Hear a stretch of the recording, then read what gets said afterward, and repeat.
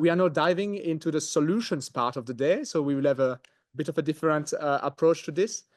These sessions aim to brainstorm what mechanisms and initiatives need to be created or strengthened to ensure accountability in AI internationally. But before I dive into this, we'd like to hear with a video message from Amandeep Singh Gill, Under Secretary General at the United Nations and the UN Secretary General's Envoy on Technology, who could not be here in person today. So let's hear it as everyone settled down.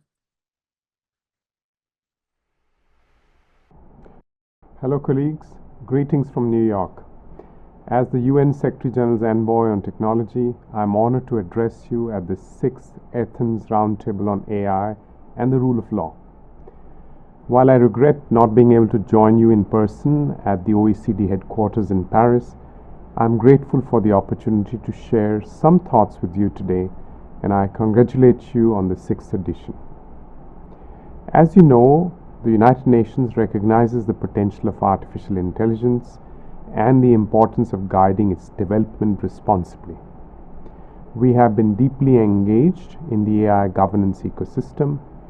Our work over the past 2 years has shown that effective AI governance requires exactly what I see in this room today: diverse perspectives, shared commitment, and genuine collaboration. We need to continue building momentum for better AI governance. Looking around at today's gathering, I am particularly encouraged. We have leading minds from across academia, research institutions, industry, and civil society, all working toward a common goal. This diversity of voices and experiences is precisely what we need to tackle the complex challenges of AI governance. And don't lose sight that you meet at an important time. The recent adoption of the Global Digital Compact at the UN Summit of the Future marks a significant advance in our global approach to AI governance. This achievement results from collective efforts, including many of you who have contributed through working groups, policy dialogues, and technical discussions. The Compact provides us with a shared foundation of principles and commitments to guide our future work. Building on this momentum, we are establishing an international independent scientific panel on AI and a global policy dialogue at the United Nations. With Spain and Costa Rica leading the effort to define its mandate, we are making progress towards creating an evidence-based foundation for policy making, an initiative many of you have supported, and I thank you for that. Looking ahead to France's AI Action Summit in February 2025, we have an opportunity to continue turning ideas into concrete actions. Your discussions here at the Athens Roundtable will help shape the agenda of the summit, building on important work from previous gatherings at Bletchley Park and in Seoul. I see 3 key priorities for our collective efforts. First, we need to establish practical mechanisms for coordinating AI risk management and evaluations across borders. Many of you are already contributing to this within your institutions. Second, we must accelerate capacity building initiatives. The Secretary General will soon present proposals for innovative financing mechanisms, and your expertise will be crucial in making them effective. Third, we should strengthen collaboration across policymakers, technology experts, private sector, and civil society, just as this roundtable exemplifies, to ensure that our governance frameworks are both practical and principled. The path forward may be complex, but the expertise and commitment gathered here give me confidence in what we can achieve together. Through ongoing dialogue and cooperation, we can ensure that AI serves as a force for progress and that it benefits all. I wish you productive discussions and look forward to learning about the outcomes of your deliberations. Thank you. Well, thank you to Mr. Gill for providing your solutions. If you are watching it, for providing his solutions. So I noted AI risk management and evaluations across border, accelerating capacity building initiatives, and strengthening collaborations between policymakers and stakeholders. So next, to continue the brainstorm, I would like to hear from Ms. Neema Lugangira, Member of Parliament of Tanzania and Chair of the African Parliamentary Network on Internet Governance. If you...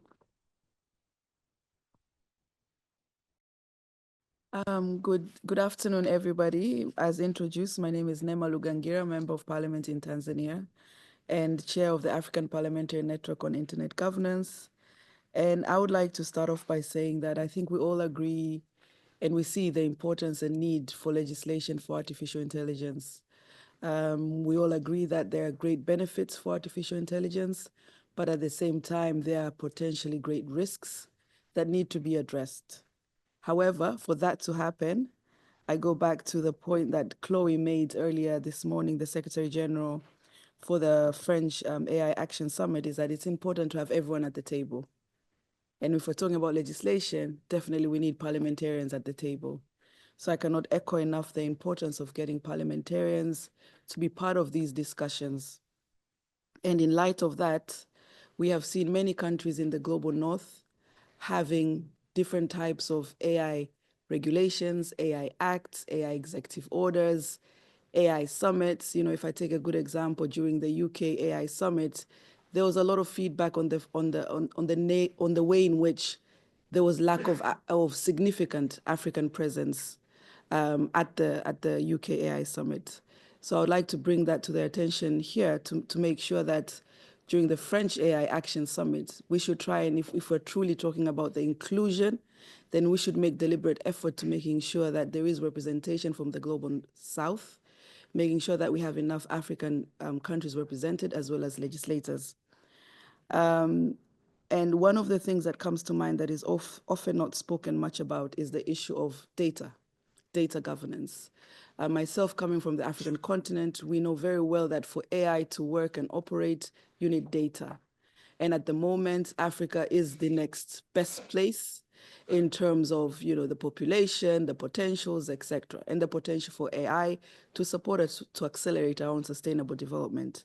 But since we do not have the similar robust policy and legislative framework of AI like the global north, it means that as Africans and as other global south countries, we are at the risk of being abused, manipulated, or taking advantage of the lack of systems in place through data monetization. So data is extracted freely from Africa, and when our governments wants to access this data, we have to pay for that data, which in actual fact should not be the case because in the first place, the data was extracted for free. So grappling with such questions and challenges means that it is critical to capacitate parliamentarians from the African continent so that we can then better inform our governments, better prepare how are we going to also protect our own, you know, digital sovereignty. But whilst bearing in mind, we don't hold the same financial muscle like the global north countries. We don't hold the same capabilities, and it's a handful of companies that are AI tech companies, but the impact is vast. It's borderless, as others have said throughout the day. So what can we do to ensure that artificial intelligence is used for good, it's used ethically, and we can all benefit and harness its benefits without one side of the world taking advantage of the majority side of the world, or further spreading, you know, the digital divide between us. So one of the, very quickly to summarize, one of the initiatives that I have taken upon taken as a parliamentarian is through the Interparliamentary Union, the IPU, which is the Parliament of Parliaments. About 180 countries in the world are members, their parliaments are members of the IPU. In October 2024, the IPU adopted a resolution, unanimously adopted a resolution for which I was a co-rapporteur. And this resolution is the impact of artificial intelligence on democracy, human rights, and the rule of law. So I'm bringing it here because now, as a co-rapporteur of this resolution, which is the impact of artificial intelligence on democracy, human rights, and rule of law, now there is an opportunity for different organizations like the ones here in this room to work with parliaments to making sure that we implement that resolution, to making sure that as parliamentarians across these 180 countries, we can create a relevant framework of having a robust policy and legislative framework for AI, and in such, hopefully, be able to come up with global standards, acceptable standards. I would just like to sum up by saying, in the mining sector, for example, in diamond, they were able to reach global minimum acceptable standards, for example, in the use of child labor. So I believe if our intentions are true, then we will be able to do the same for artificial intelligence and making sure that we protect the global majority by having minimum acceptable global standards irrespective of where the company operates. If the company is registered in the EU, if the company is registered in the UK, in the US, in France, wherever, if they come to operate in Tanzania, in Kenya, in Southern Africa, East Africa, Western Africa, they should maintain a minimum acceptable behavior irrespective of what we have. And that is what I would like to call to all of you to be able to consider. And that will be the true essence of making sure that we use AI for good and not AI for the benefit of few and at the detrimental cost of the majority. Thank you very much. Thank you very much.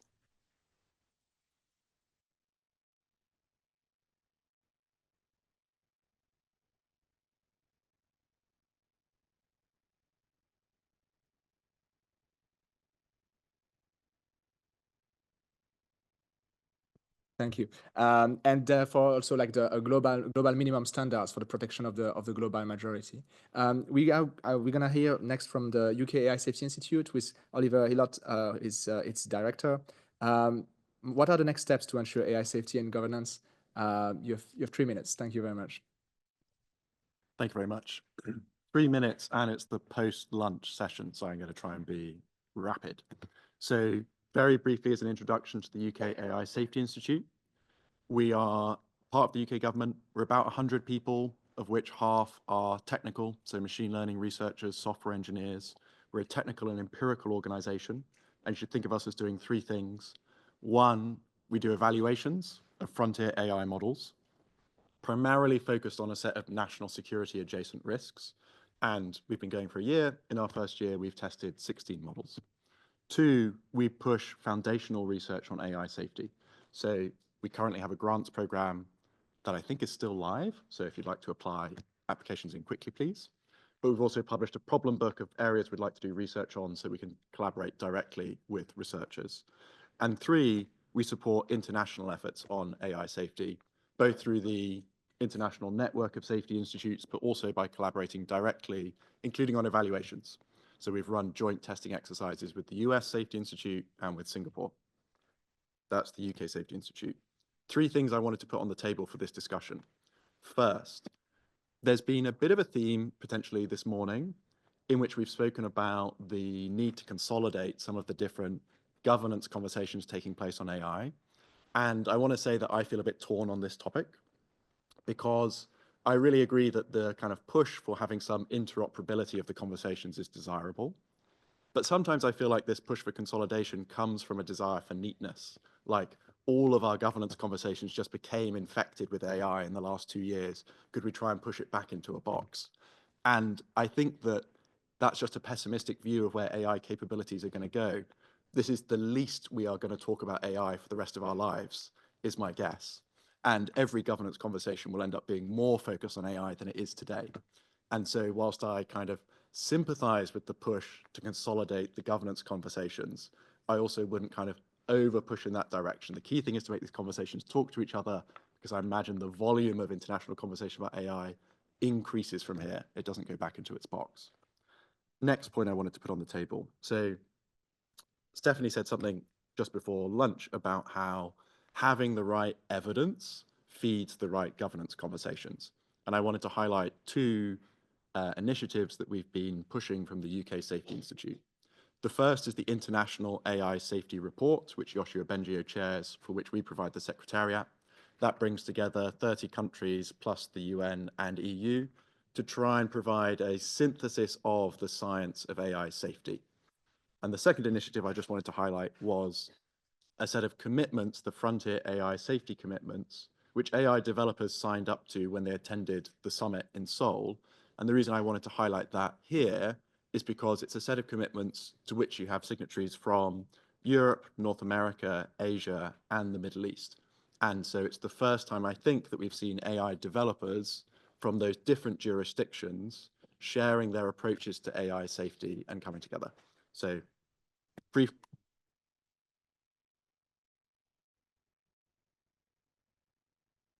Thank you very much, Oliver. And now, so yes, thanks for the summary as well. We'd like to hear now from Professor Russell, President of the International Association for Safe and Ethical AI, and Professor at UC Berkeley, of course. Please, Professor, go ahead. Thank you very much for the invitation to speak. I could talk about a lot of things, but I want to focus on one particular topic, the fact that we must plan not for today's systems, but for AI systems that are far more capable than human beings. Why?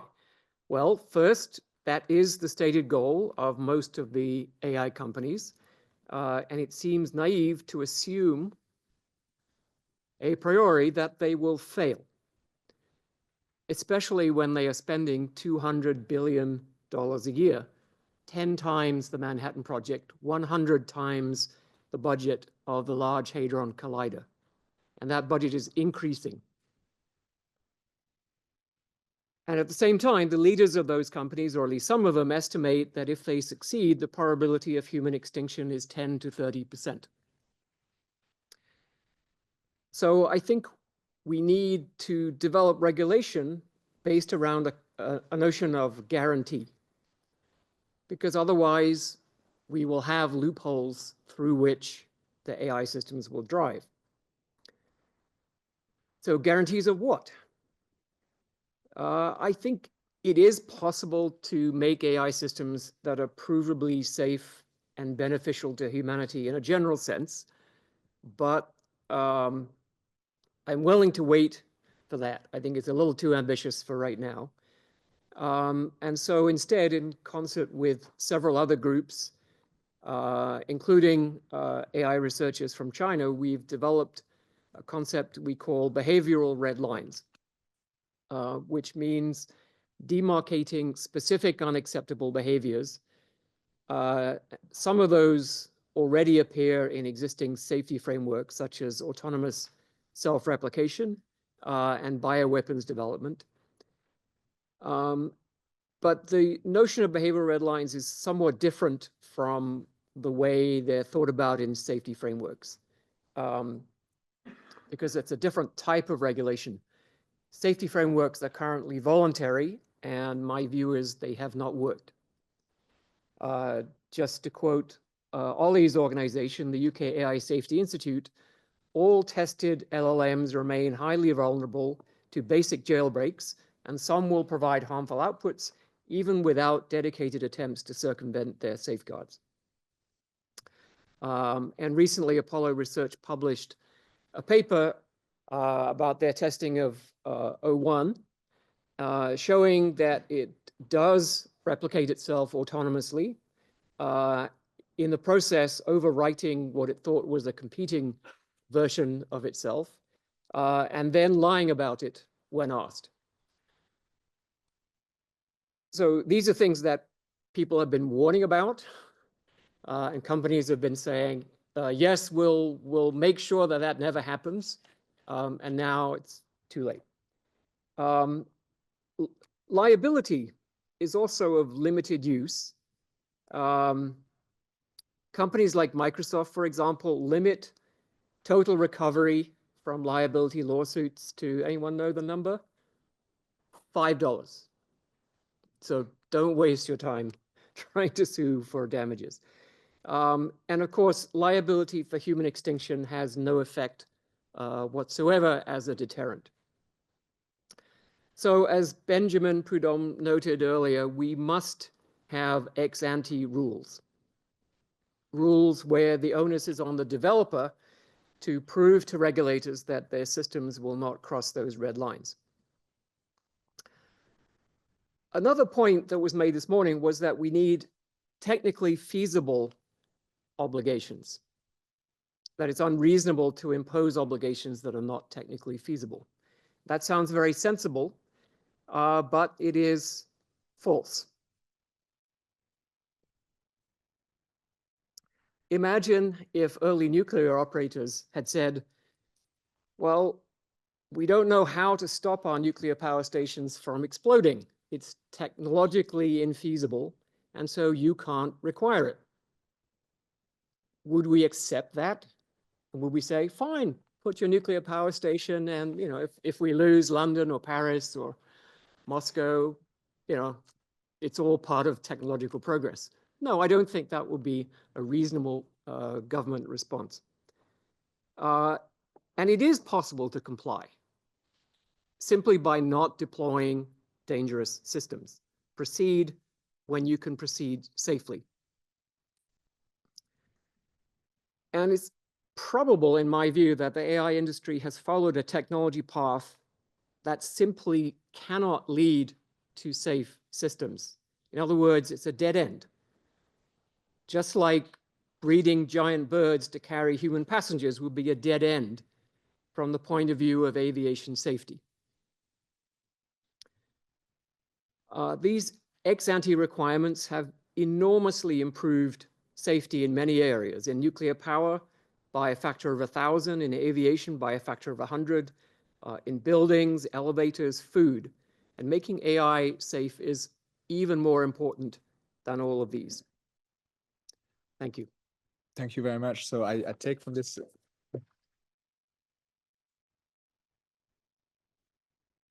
in terms of solution mechanism to work on the ex-ante regulations and requirements on guarantees, behavioral red lines, to emulate some of other industries. You mentioned also liability. It's pretty good segue to hear from Axel Voss, member of the European Parliament and rapporteur on the AI Liability Directive. You have 3 minutes, please. Let us know. Thank you. So from a perspective of a legislator, of course, we have the feeling we can't leave it everything develop like what the developers has in mind. So that's why we are still living in a value-orientated continent, and that's why we think they should also have in mind that, let's say, the AI developers should respect existing laws, and on the other hand, of course, existing laws shouldn't hinder the development. So that's why then we need this kind of balance. But we also, as a legislator, have to assure that our citizens can still participate from these. The governance structure should be there in place, and also then the legislator should concentrate on some of these problems and trying to solve it. So, of course, when it comes to I and responsibilities and liabilities in this direction, we had the feeling, so if we thinking on an AI generative system already, nobody can, so far as I know, see how you can enforce your individual rights, how you can enforce still your copyright or personality rights and so on. And also, if you have a kind of a damage with a self-driving car, who might be, as a consumer, be the one to go to? So this is software developer, the deployer, the car manufacturer, and so on. So that's why we thought it must be very kind of a clear way forward if we concentrating on this question, who at the end will liable for damages and so on. This also refers to some, let's say, standards. We need a kind of a transparency approach also here, and very important, cybersecurity. And this is all what we have in mind when we are talking about the AI liability. And I still think there's a necessity. We have already a kind of a product liability directive in place. This is covering already a bit of AI, but not the generative AI systems. Thanks. Thank you very much for this overview. Thank you very much for this overview. I appreciate it, and this is indeed like important questions for the consumers and for the European Union. So we will now have our last prepared remarks for this kind of brainstorm session. So before we open the floor to the room, so this is something that, like, for this time, like, the interventions will have to be limited to 40 seconds. And I'm gonna make it easy for you. Like what I want to hear from all of you and what everybody else in the room want to hear is like, what are you gonna do for good AI governance and ensuring accountability in AI in the coming years? Or what do you think someone should do about AI governance in the coming years? So like, in order to keep your intervention short, I really encourage you to answer like either of these questions, maybe both if you feel bold, but like I will be a lot more stringent about the time that it takes for the interventions. Otherwise, like we won't be able to hear from various perspectives in the room. This is for when we open the floor. Before that, we are pleased to have the prepared remarks from Professor Shui Lan, Chong Kong Chair, Distinguished Professor and Dean of the Schwarzman College in Tsinghua University. Please, the floor is yours. Okay. Well, thanks very much for inviting me to attend this roundtable. I was asked about two things. One is about the importance of fostering a truly global dialogue between East and West, and the other is the international mechanism for enhancing collaborations between China and the West in AI governance. I think that it's interesting. The first one seems to be simple enough on the surface, but in reality, it's not easy to differentiate between East and West, at least in my mind. For example, China certainly is being viewed as East, but what about Japan and Korea? Do you think that they're East or the West? In what terms? So I think in reality, the East and the West is more of a code word of countries with similar mindsets. So I think this dialogue often get into a dialogue of so-called like-minded groups. I think as we've been already heard, from time to time, which of course is much more efficient and congenial. However, I think my good friend and colleague, Mary Woods, who is the Dean of Parliamentary School at Oxford, she analyzed the limitation of a small group strategy in addressing global challenges, which I think is actually the limitations she identified can be easily adopted here. First of all, I think the small like-minded groups often fail adequately to balance the different interests of countries whom the international standards and mechanisms will affect, and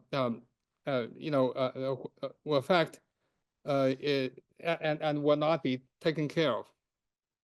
Second, I think small like-minded groups often exclude information about how standards or rules will affect all other countries.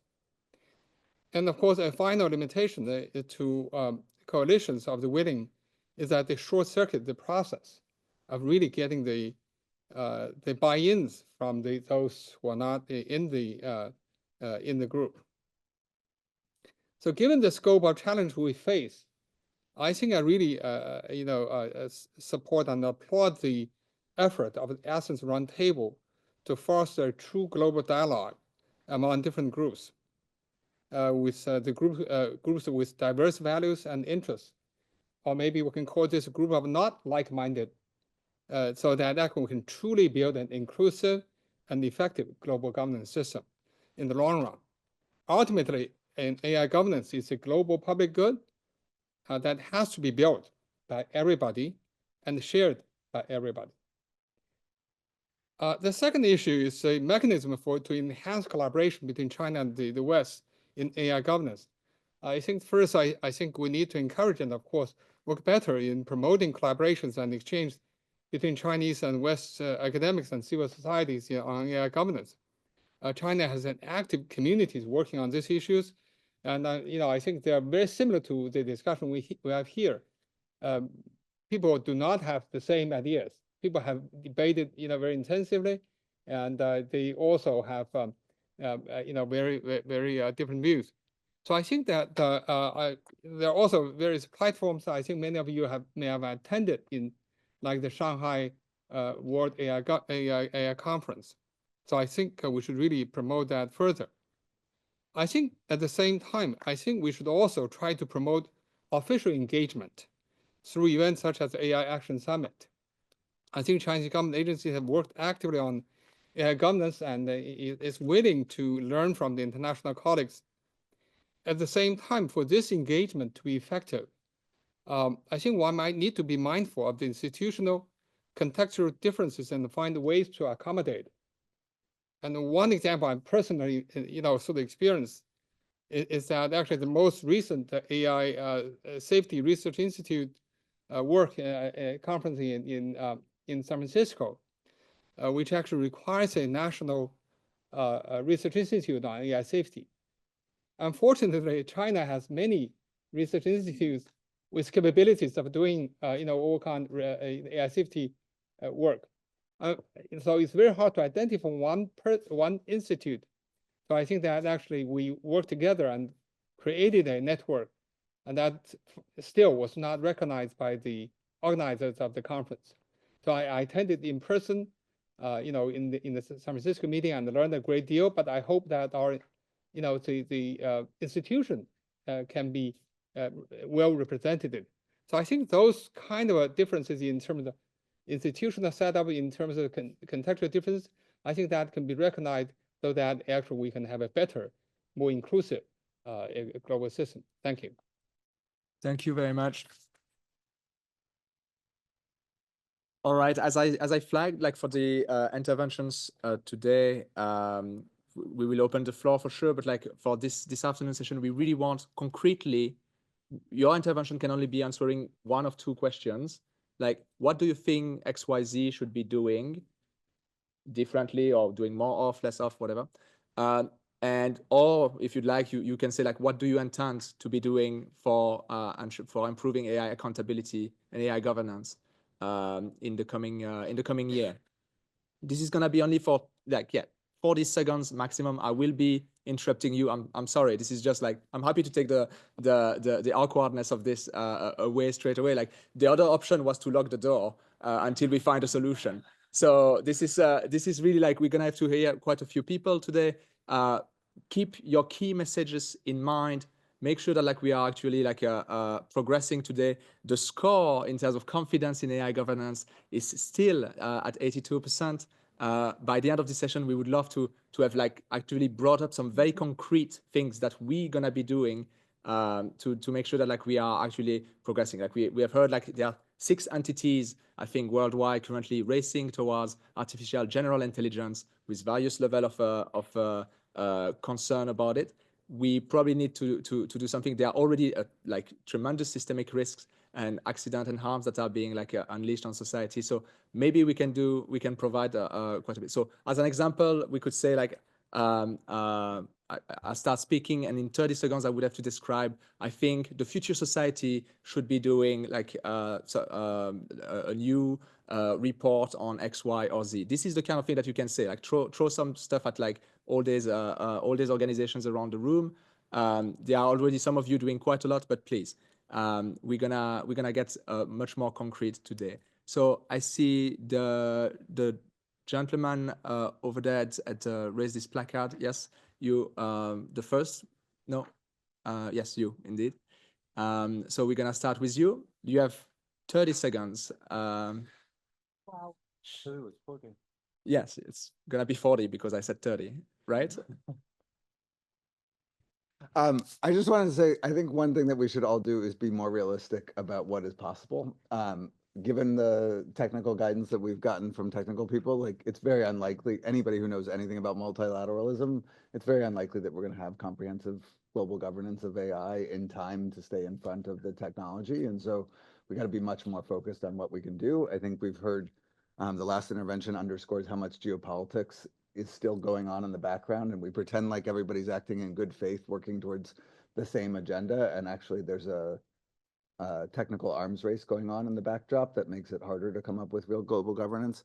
And I think one of the uncomfortable truths for this group is that actually inclusion doesn't matter at every table in terms of getting to real. Thank you.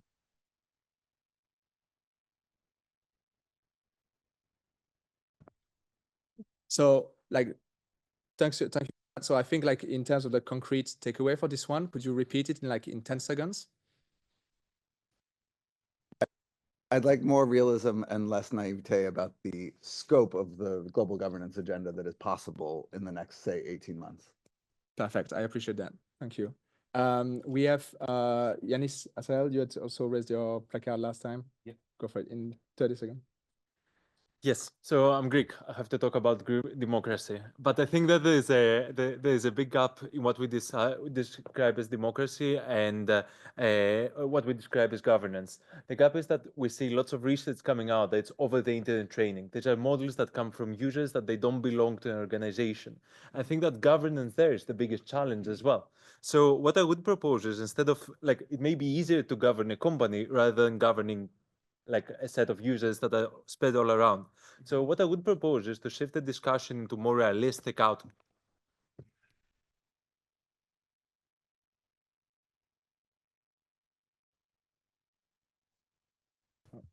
Oh, sorry. So the first one is how we build trust on data again. We don't want to be the last generation that believed in audio and video. And that may bring the discussion of content provenance that I know that it's very heated. The other one is criminalize misinformation and disinformation, which are the biggest challenges annotated by the UN report on governing AI. For humanity and many other resources. And the last thing is that bringing children in the discussion, which I think is extremely important, is there should be a bigger discussion about addiction in general. And did I make it in time? Yes, close. Thank you very much. So I see we have somebody from the surround table who hasn't spoken yet.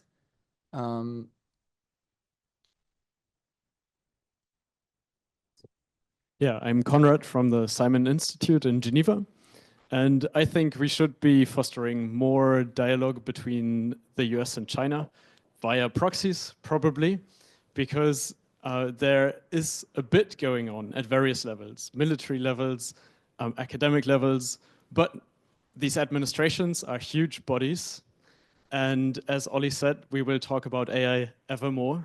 And a lot of people in these administrations are decently confused. I interact with diplomats quite a lot, and I think we need generally much more exchange across the various parts. Thank you. Okay, thank you. So indeed, that is pattern emerging here. I see Maya Wiley and Lucia. You have also your placard raised? Okay, so Maya, please go ahead, and then Lucia. So as civil and human rights civil society in the US, we're going to actively work on public education about the need for regulation, not only standards, regulation, and to be explicit about bias and discrimination. Because if we do not, what we will see from our own government, what we may all see anyway, but we will be the friction point, it will erode everything that we have been discussing here today in terms of global cooperation, because the US is about to go in a very different direction.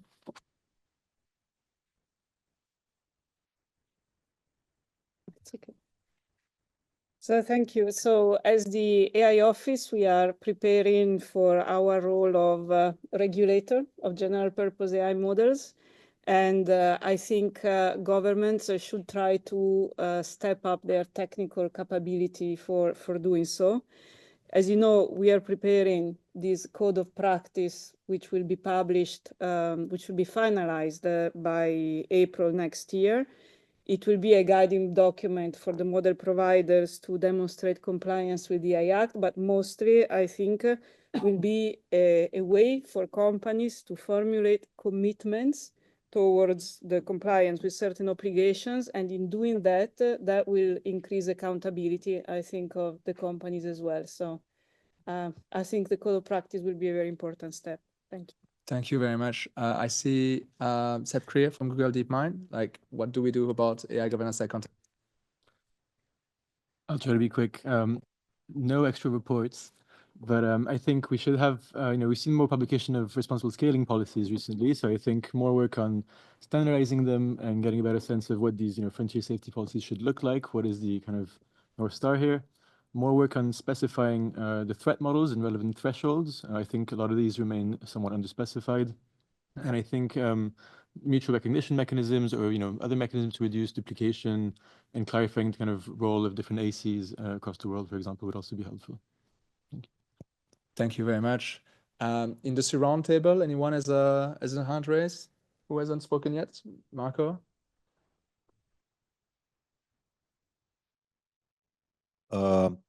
Just one quick message, right? So, I mean, from the academic side, going back to what Stuart was saying, or Jack and so on. So we see AI, which is coming. So at the research conferences, we see what's coming, right? Or Anthropic, Jack knows what they do, right? What they're planning for the next year. So why we wouldn't try to plan maybe a little bit of this policy discussions ahead of time, not just for the past, right? This is the message. Thank you very much, Marco. So I see, yeah, there's a pattern there about like a couple of things that are emerging. So looking ahead of time, seeing from previous conversation as well, like seeing like human respect of fundamental rights and safety as an international public good. We have like this notion as well of like bridging the gap between the various geopolitical players. There are a few placards up. If I've missed you in the roundtable, please let's raise your hand if you haven't spoken yet. Daisy, McGregor, and then Chris, I believe. Cool, thank you. I will try and stick to 30 seconds. So this morning we had a conversation at one point about what are the gaps in governance, global governance, which I think implies that we think we're about 80% of the way there. And I would just say that I think things are still going to evolve quite a lot. Two reasons to put on the table. One is that domestic institutional structures are very much in their kind of nascency at the moment. I think there will be new laws and regulations in a lot of countries over the next few years that will create new institutions, especially regulators, and that will create yet another network that can join up internationally and, you know, hopefully dock into what's already there. But I do think that that is going to be quite an important evolution.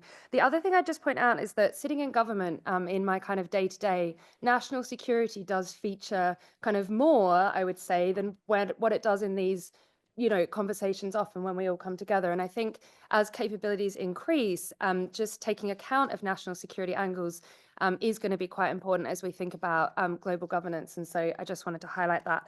The kind of positive takeaway from all of this is that I think, given that I think we are going to go through yet another quite big evolution in global governance, we do have the opportunity to look at what we've got right and keep doing, and look at what we've got wrong and change. So two things I would just underscore. I think there are two important relationships that so far we've worked very hard to get right, and they're not perfect, but it is better than you know, you might have thought it would have been 2 years ago. So I just underscore those, and that's the relationship between governments and companies in terms of technical collaboration. And then the second is relationships between countries who don't usually work together, often on digital issues, and building on those foundations, I think, will be important. First, I want to give a big +1 to Seb's comments about responsible scaling policies. But the other point I would make is just to pick up on two other threads that have come up repeatedly, which is we need to be a lot more specific about the risks we're looking at, and we also need more ex-ante assessments. I would say that there's some risks for which ex-ante assessments are more appropriate and necessary than other risks, and I think we need to define those, as well as the criteria by which we're adjudicating those risks. Thank you. Gabriel Nicholas is a yeah, I just quickly wanted to touch upon the tension of sort of how do we navigate between transparency and accountability. I think it came up in the conversation between Deb Raji and Jack Clark. We're sort of, on the one hand, you know, open model weights and open code and open data enable auditing mechanisms that are just not technically possible in closed systems. And on the other hand, closed models allow sort of monitoring and accountability and potentially liability in systems that are far harder to do with open models. So I guess I'm interested in posing this question of how do we as an international AI governance community manage those trade-offs when they are inherently in tension with each other? And then also, what do opportunities look like to escape what can sometimes seem like a zero-sum trade-off? I think the network of AI safety institutes, I think the Hiroshima reporting framework, the OECD incident monitoring framework are all great examples of how you can escape that zero-summism, but it's time to find other ones as well.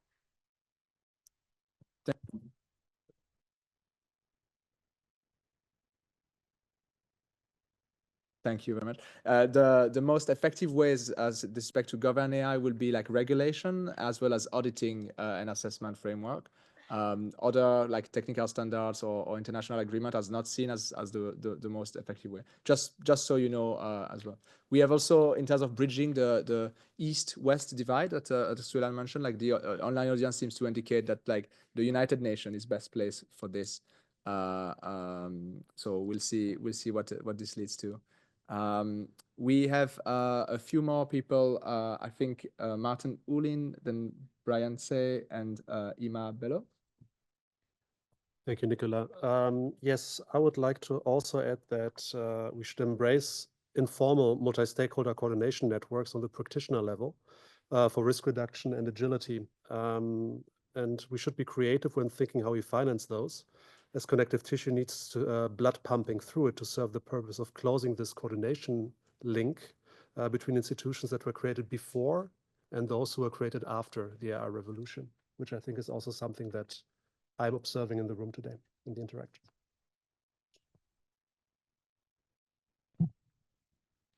Thank you for the opportunity to be here. I have 3 recommendations for global AI governance, especially for the Paris AI Action Summit, corresponding to trustworthy AI science solutions and standards. So on science, international scientific assessment on AI risk is crucial and should be updated every 6 months. But we should also have a call to action. Right now, we are not on track in developing AI safety approaches that could provide strong assurances against the harms and risks from general purpose AI. The summit could publish a list of open problems for building trustworthy and safe AI for the global scientific community to tackle. In addition, AI safety only constitutes less than 3% of global AI R&D. So the summit could mobilize philanthropy and establish some kind of global AI safety fund to support international academic collaboration. Second, on solutions, the summit is also an opportunity to encourage race to the top dynamics in AI development. For example, demonstrating robustness of models through a global jailbreaking competition, including in multilingual and multicultural setting, or creating a green leaderboard for AI models to encourage a different paradigm of AI development. Finally, on standards, it is also an opportunity to work towards international standards, especially for defining and operationalizing some AI safety red lines and protecting the global majority from potential harms. In the meantime, I think we should keep companies accountable for their AI safety commitments by allowing third-party assessments and also comparing them with ideal AI risk management frameworks. Thank you.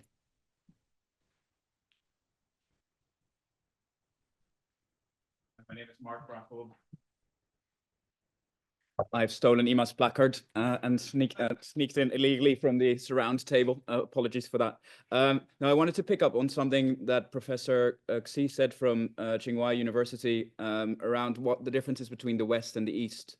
Because I think in many ways, the EU approach of putting forward the AI Act, the Chinese regulations that have come out, but also the forthcoming, speculative now, but forthcoming UK bill on AI, show that there, I think, is a lot of overlap between various countries that are willing to go down the road of regulation. And then there's the United States. And I think in terms of governance solutions, I think we need to be honest that the majority of the risk comes from the United States. And I just want to put a -1 in for the responsible scaling policies that many people have +1 before. I think we need to be frank about, what we require to deal with that risk. And although responsible scaling policies might be one step in that direction, I think most of us here would probably agree that it's insufficient. So as it comes to the summit, I think some role France could potentially play is really mobilize that global majority in terms of getting everyone to sort of identify where the risks come from, but also trying to build that pressure on the US to act insofar as that is necessary. And also making sure that China, as the second biggest source of the global risk, maintains part of that conversation and is still part of that conversation. Just like I think on climate change, the West and the East have still been able to connect and make agreements. I think we really need to maintain the same thing for AI. Thank you, Ima. No, thank you, Mark. I also would want to hear then from Peter Schiedau, Lee Rich, and we have a gentleman over there on the right. Oh, Johan, yeah. Please, go ahead, Peter. Thank you, Nicola. My name is Peter Schulkart. I'm with Arnold & Porter out of Washington, D.C. We're an international law firm based in both New York and D.C. principally. And the point that I wanted to make is a plea to the legislators and regulators in the audience and around the table. Please keep your regulations and legislation as simple as possible. Now, that goes against my interest as a lawyer in private practice. Complicated regulations make for full employment for lawyers. But if we want startups to be able to compete and to innovate, and even recognize that even large companies struggle with complying with complex regulations. And when we are dealing with an international environment right now, or I should add, and standards, because I see Sebastian nodding along. If we're dealing with an international environment where we're going to have competing sets of legislation and regulation for which to comply, it is going to be critical that each one not be more complex than absolutely needed for the purpose for which it is fit. If the goal is compliance, help us along with that. Thank you very much. Lietisch, I also want to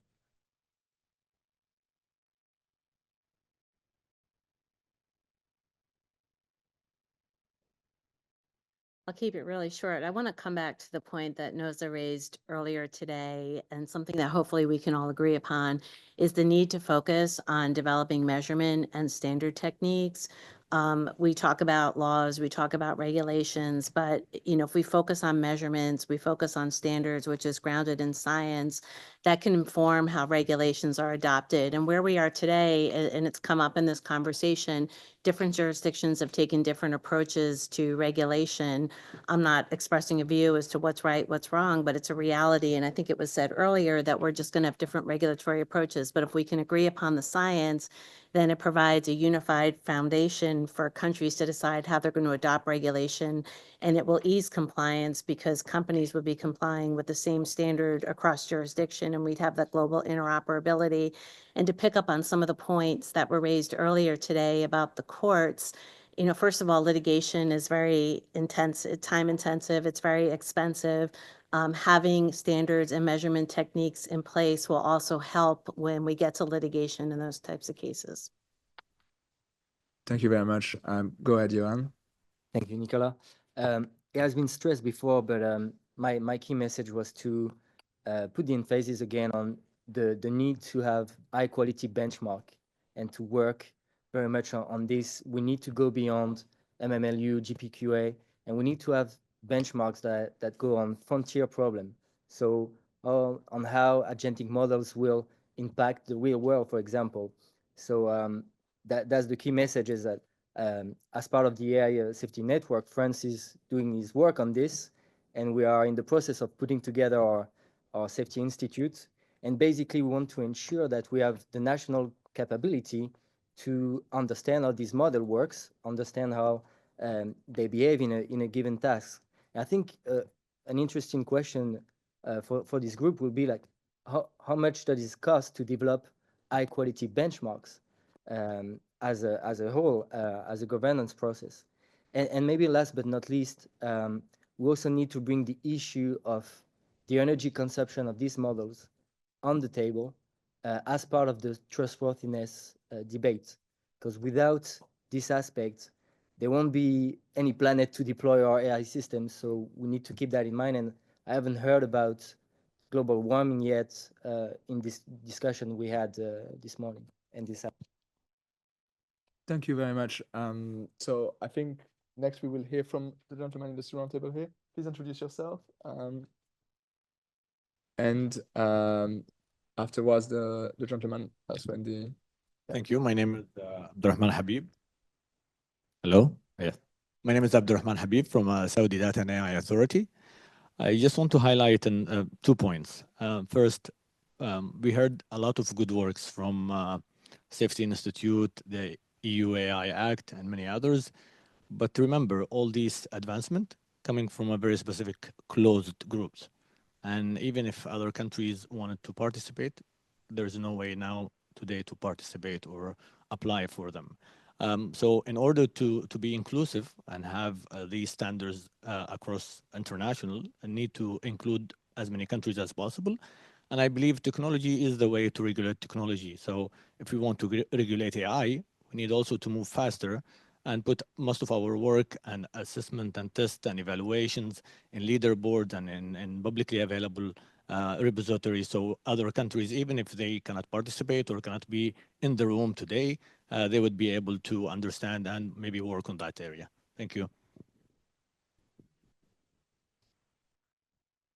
Hi, everyone. My name is Kashyap Rajesh. I serve as the Vice President of ENCODE Justice, an international nonprofit mobilizing young people for AI policy at the grassroots level. And so my message to global leaders and this AI community here today is that young people have the most to lose, but also the most to gain from global AI action. And my message is that the global AI community needs to bridge divides, whether that divide is the infighting within the AI community between immediate and long-term harms, whether it's divide between the North and the South and their contributions to AI safety, whether it's between young people and more experienced veterans in AI policy. Young people need the opportunity to get involved and the opportunity to learn and understand how these technologies work. And so in order to really capitalize and optimize for young people's involvement in this space, my two recommendations is A, establishing more frequent AI advisory councils within global governance bodies. So whether that's the UNESCO's recommendations on AI ethics and incorporating young people's perspectives into that and creating opportunities for them to get involved, but then B, investing in funding for AI literacy programs so that youth have the opportunity to A, engage with these technologies, B, understand how they work, and C, work to develop them responsibly, because we are the next generation of developers and technologists and activists and policymakers. And so ensuring that that background and that education is rooted in socially conscious decision-making and ethical responsibilities is imperative to ensure that in the future, the technologies that we build and that we develop and that we inherit is rooted in firm values like the ones we've been discussing earlier today. Thank you very much. So next we will have Nico Miai and then Deb Raji and then Angela Zhang, Professor Zhang, thank you. Yeah, Nico first. Thanks, Nicholas. Two recommendations from me today. They don't belong to the same category. To add to the vibe on good benchmarks and good metrology, I think the days of innocence are gone, should be gone, that static benchmarks that are not really adversarial are going to lead the way for us to industrialize this technology. We need things which are really adversarial, which are not always open. I signed with as open as possible, but when you leave a testing data set out there, it is going to leak into the testing data set and is going to translate into optimization that we may not want. And the second recommendation pertains to incentives. We've spoken about civilian liabilities. We have not yet spoken, except Yanis, about criminal liability. I think it's going to be important to look at the ambit that we need to leverage the potential of criminal liability to lead as real incentives. There is good and there is bad. There is good, the fight against corruption and the work that OECD has done for years, leveraging criminal liability to root out corruption against foreign agents has been positive. And at the same time, criminal liability, like it is often used in national security conversation to exclude people from conversations and to kill transparency, is a risk.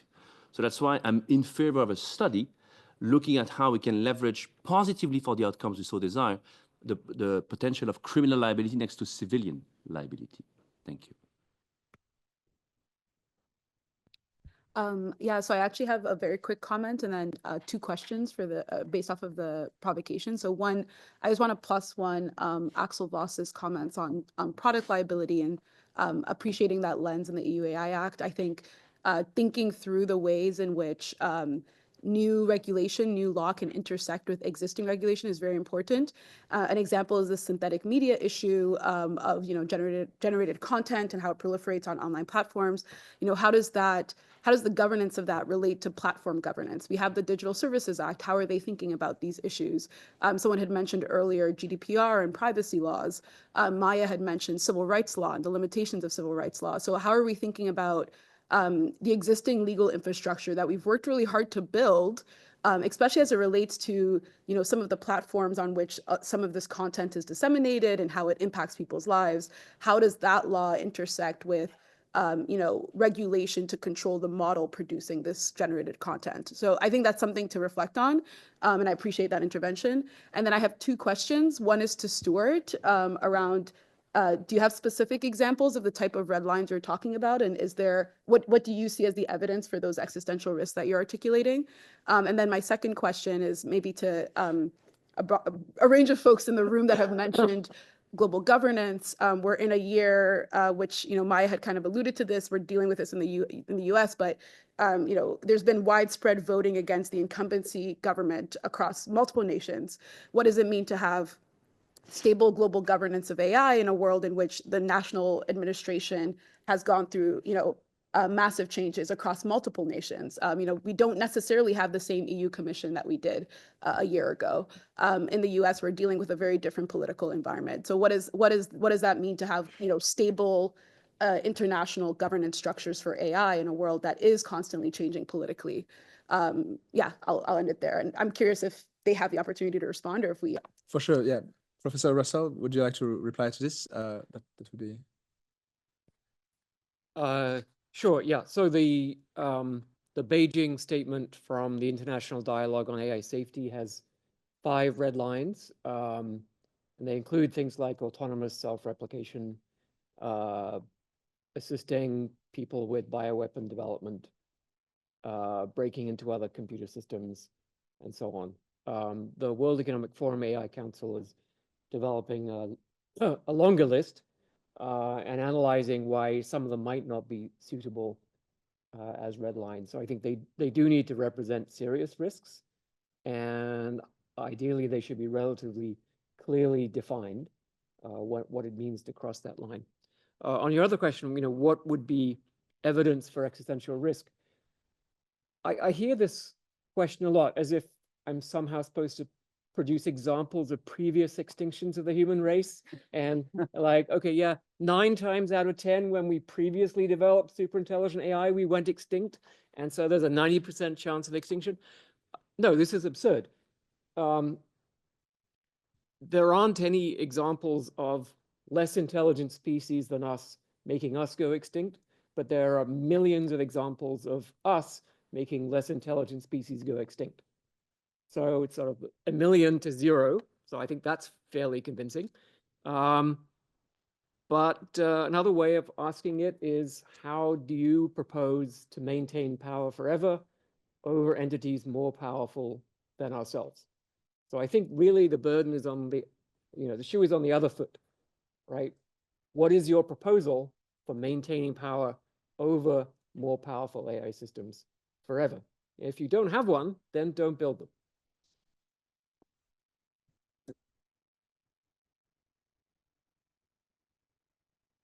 Thank you. Professor, would you like? Hi, I'm Angela Zhang from University of Southern California. I actually kind of also want to respond to Stuart. Stuart, I think geopolitics today is not the biggest obstacle for AI cooperation governance.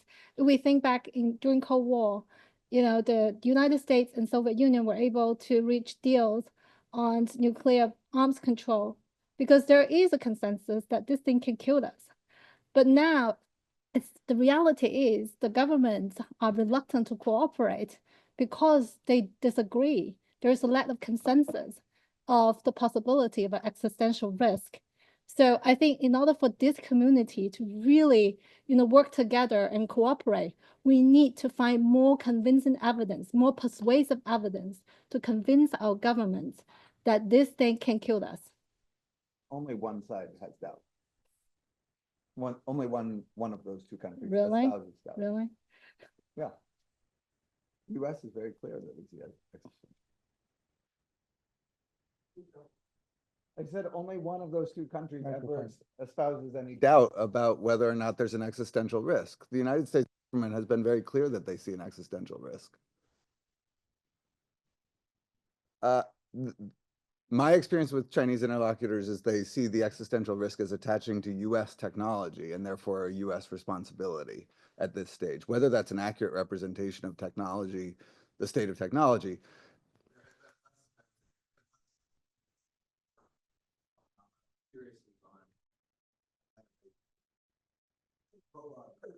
Soviet cases, the detente only happened after the missile crisis, but that's when people got scared. So the question is, what's the analog there for us? But there is less enthusiasm from the Chinese side right now to talk about real existential risk, and there's more enthusiasm. There's a willingness to talk, but I think it's not at the point where I understand that the Chinese side is interested in actually the kinds of self-restraints that existential risk would cause. I can't speak for the Trump. I guess, yeah. So that's very interesting. If there is actually like, it seems like there is willingness on in two major countries to recognize this at least that one aspect of the issue. Raja, did you raise your hand about that conversation? Absolutely, yes.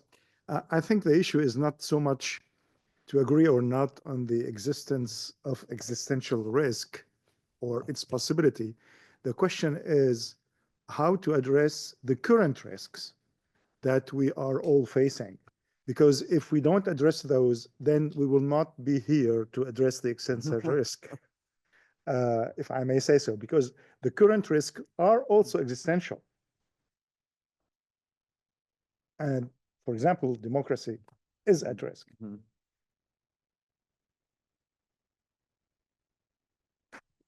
Thank you. So a holistic approach is maybe like warranted then for given the various questions here. I think Yanda wanted to in the roundtable, then Gaia Marcus as well wanted to talk.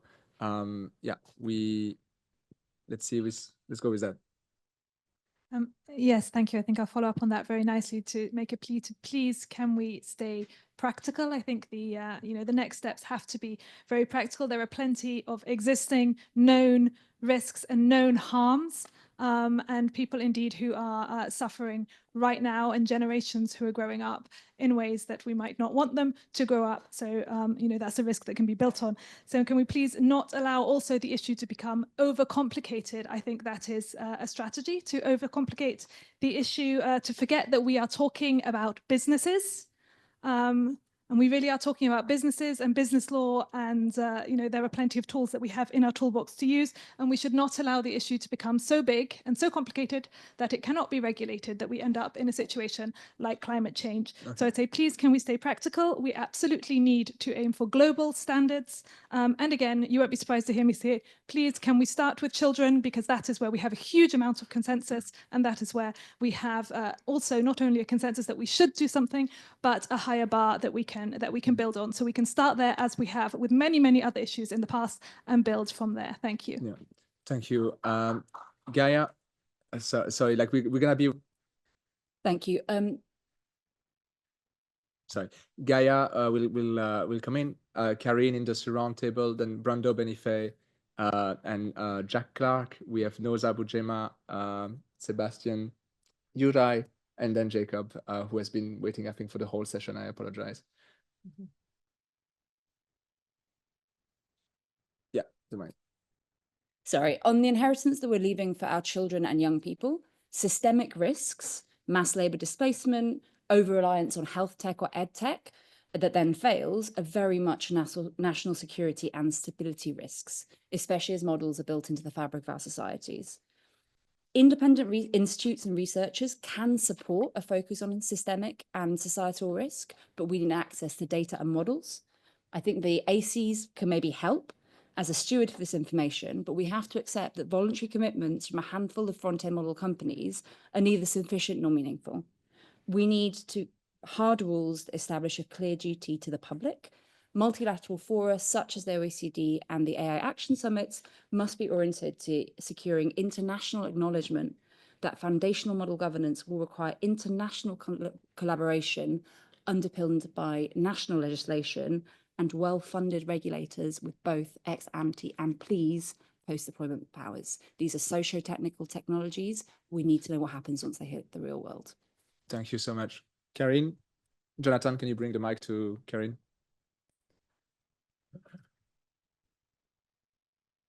Very quickly, I would say that when we talked about this big global regulatory maze, as a lawyer, I would say it's simple. If you want to solve it, just apply the highest benchmark, the highest standards, and you will comply with every regulation in the world.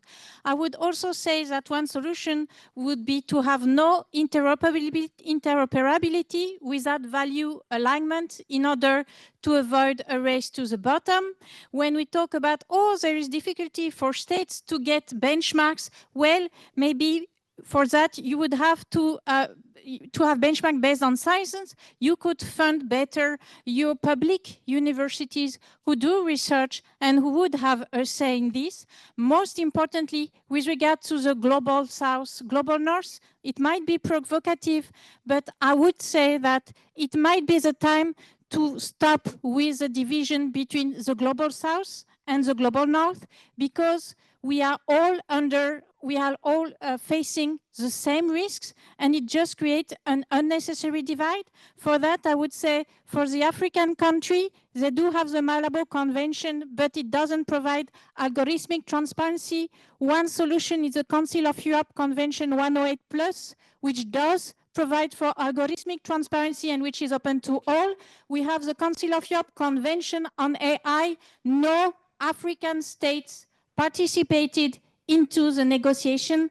They can, by any states in the world signing this convention, it means that through the coordination mechanisms within this convention, we could come to common rules, and the convention is supposed to be binding. And last but not least, yes, a lot of you talked about democracy. At DG Humanism, we ran a study about what happened in the Romanian elections. You can check my profile on LinkedIn. But what I mean to say is, like, check what we managed to do and what we can recommend under the DSA. If we get evidence from other countries, we can use them in Europe and apply European rules, which would be for the benefit of all. Thank you. All right, Brando, would you like to go ahead? Thank you very much. Yes, I want to pick up on something that was said earlier. In fact, what is realistic in terms of global governance? What can we achieve? In my opinion, where should we concentrate? I think the issue of having rules for generative AI should be where we can get results in time. Because the impact of generative AI on a large number of consumers, on citizens, creates the momentum for example, the processes that started with the Japanese G7, so the Hiroshima process, to continue. And you see the pledge of the Munich Security Conference. We see different initiatives that go in a similar direction and not very far from where we went with the EU AI Act, for example, in ensuring the certainty of the recognizability of AI-generated content. I think this is increasingly important with, even in these hours, we are flooded by fake content regarding the Notre Dame inauguration, with interactions between heads of states and governments of all kinds that I see being shared as real material. And many people think they are real. And I think that this is where we can obtain results. And the other one, and I conclude, is probably, and this was already mentioned earlier, the international cooperation on areas that are not dealt with domestic laws, like international law on military use of AI. I think this is another area where we can concentrate. And finally, one advice on something where we can work on democracy. There is a lot, and I work on AI Act, I work a lot on the risks for democracy, but I think we should do more on what we can do to strengthen democracy with AI. I think there is a lot that we can do, and I see that the balance of the debates is too little on that side. So that's my. I appreciate it. Thank you, Brando. So for the next one, I really ask you to keep it to 30 seconds. Very strict. So Sebastian Krier, sorry. First Sebastian Krier, then.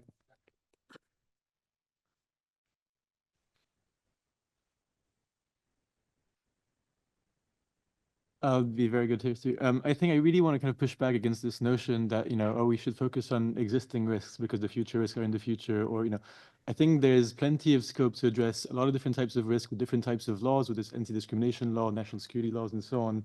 And I think the, this kind of fight between, which risk to take priority is a bit kind of besides the point in my mind. And also I think we should also stop calling everything existential. Not all risks are existential by nature. Some are and some aren't, and that's fine. You can still address others. That's my quick rant. Thank you. The companies are publishing, including Anthropic, about misaligned, very powerful systems taking actions that you do not specify. That should be extremely worrying. It is not a marketing strategy. It is a real observed effect.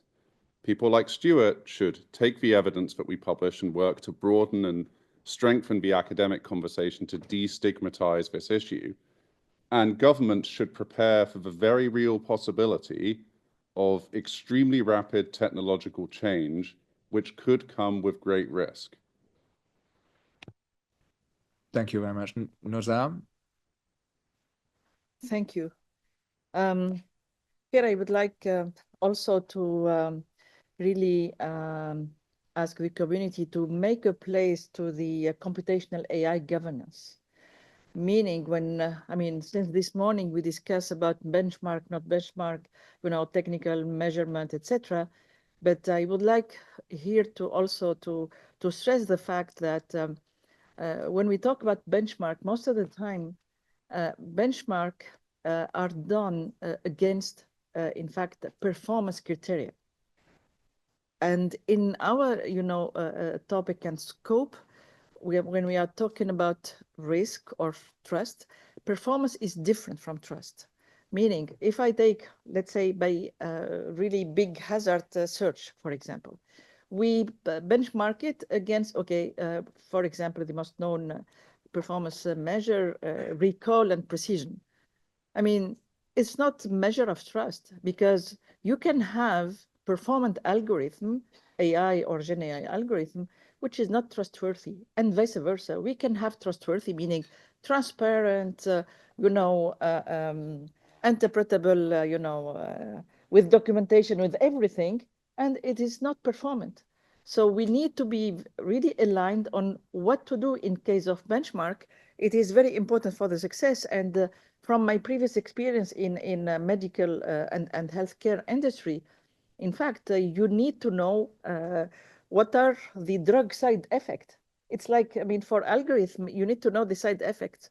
So it's not only, it could be very good and very appropriate, algorithm and whatever, but it's good to know, in fact, in which condition it would work less, etc.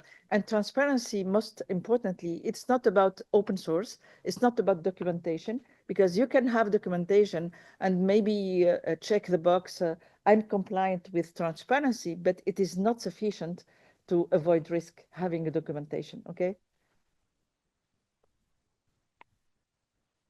Adding an aspect that I haven't heard mentioned yet. Stuart pointed out red lines.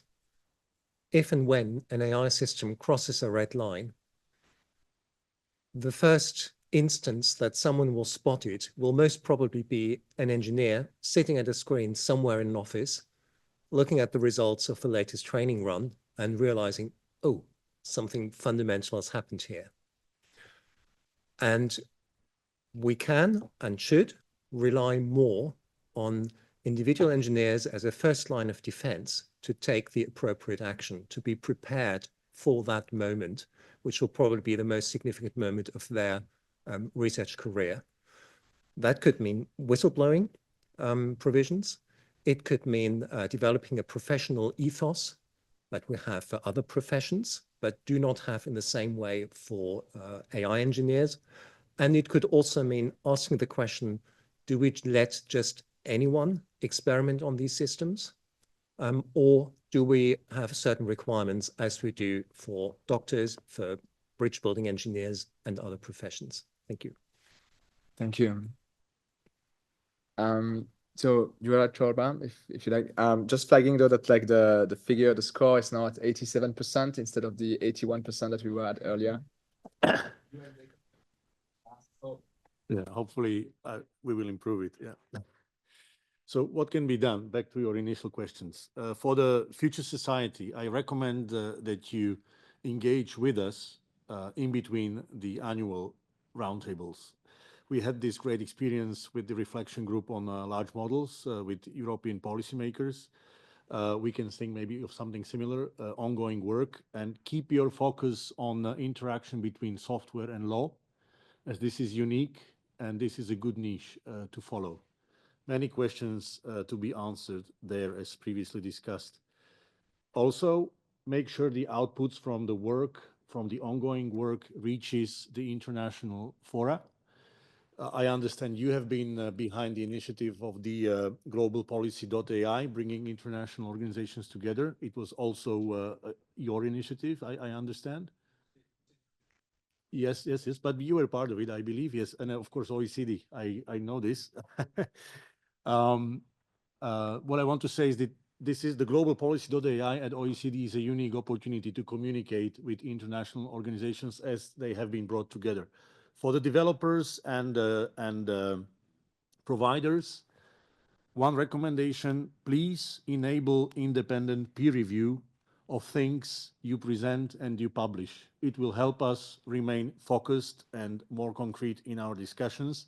And last but not least, my final recommendation to all of you, follow the works of Global Partnership on AI and IGO OECD. We are here for you and we will listen carefully to your feedback to what we do throughout the year. Thank you very much.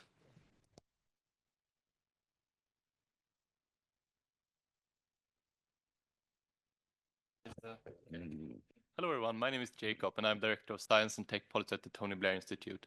I want to make 2 points, one around global AI governance and one around holistic AI governance. So we advise roughly 40 countries around the world on policy.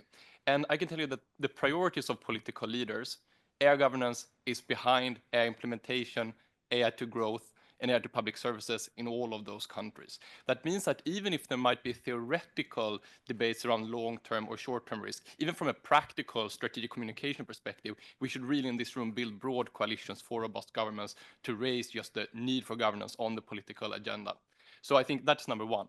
On political, the holistic governance point, we heard also how different risks are better addressed at different points in the AI life cycle, whether that is in the training data, whether that is in the scalable policies or in the model evaluation.